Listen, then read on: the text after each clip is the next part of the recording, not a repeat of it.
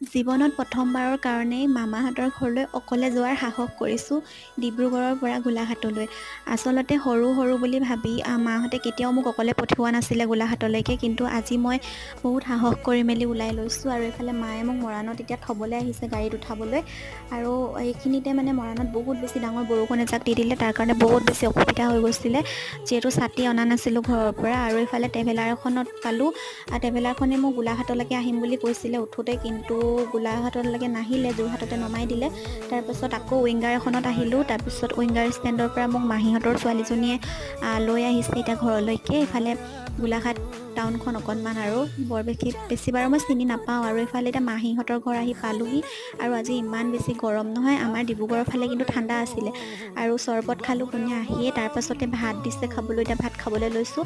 ইফালে আম ৰুকি থৈছিলে, ইমান খাবলৈ ভাল লাগিছিলে। তাৰপিছতে অকণমান মাহীহঁতৰ দোকানত টাইম